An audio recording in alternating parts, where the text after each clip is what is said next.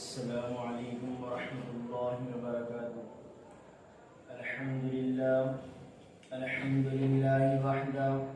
والصلاة والسلام علی من لا نبی بعدہ، اما بعد فاعوذ باللہ من الشیطان الرجیم، بسم اللہ الرحمن الرحیم۔ لقد من اللہ علی المؤمنین اذ بعث فیہم رسولا،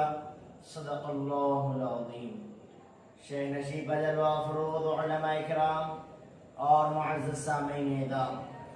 چھٹی صدی عیسوی میں خالق کائنات کی اس طویل و عریض کائنات میں ایک ایسی دنیا آباد تھی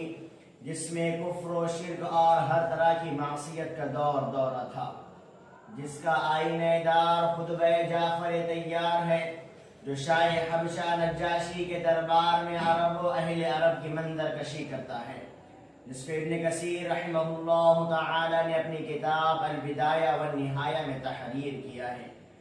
چنانچہ حضرت جعفر طیار بادشاہ سے کہنے لگے،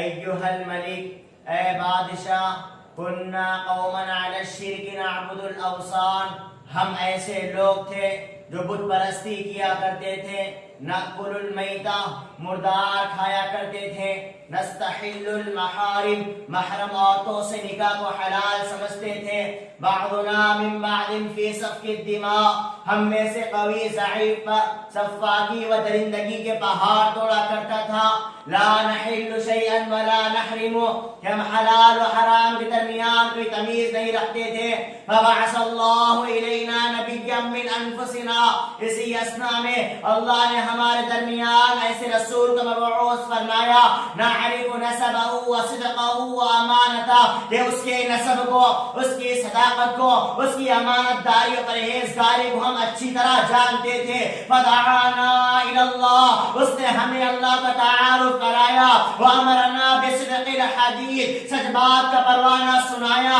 واداء الامانہ، امانت کی ادائیگی کا حکم دیا، وصلۃ الارحام، صلہ رحمی کی ہدایت دی، حسن الجوار، ہمسائیگی میں دل ربائی کا سبق پڑھایا، والکف عن المحارم والدماء، اور ظلم بربریت سے بات رہنے کا حکم دیا، نہانا عن الفواحش، بے حیائی سے منع فرمایا، اکل مال الیتیم، یتیم کے مال کو کھانے سے روکا، قذف المحصنہ، پاک دامن پر تہمت لگانے سے منع فرمایا، وامرنا بالصلاۃ والزکاۃ والصیام، اور ہمیں نماز، روزے اور زکات کا حکم دیا۔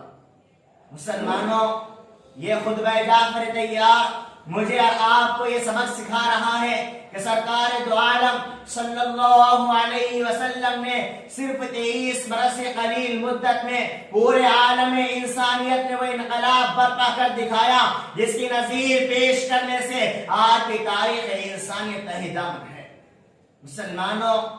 میرے نبی کریم صلی اللہ علیہ وسلم نے دنیا میں وہ انقلاب برپا کر دکھایا، ارے کیسا انقلاب، کیسا تغیر، ارے وہ عالمگیر انقلاب جسے نوح کی شجاعت اور ابراہیم کی دوستی برپا نہ کر سکی، ارے وہ عالمگیر تغیر جسے صالح کی فصاحت اور لوط کی حکمت پیدا نہ کر سکی، ارے وہ عالمگیر بدلاؤ جسے موسیٰ کی سختی اور ایوب کا صبر ظاہر نہ کر سکا، مگر قربان جائے میرے اور آپ کے آقا محمد صلی اللہ علیہ وسلم پر کہ آپ نے وہ انقلاب برپا کر دکھایا۔ ارے دیکھو تو صحیح، کون بدلا؟ عمر جیسا بے خوار بدلا، کون بدلا؟ کعب بن مالک جیسا بے خبر انسان بدلا، کون بدلا؟ ابو سفیان جیسا جری آدمی بدلا، کون بدلا؟ وحشی جیسا پتھر جگر انسان بدلا، کون بدلا؟ ہندا جیسی بے رحم عورت بدلی، غرض یہ کہ وحشت و بربریت جن کا مشغلہ بن چکی تھی، صحبت نبوی صلی اللہ علیہ وسلم نے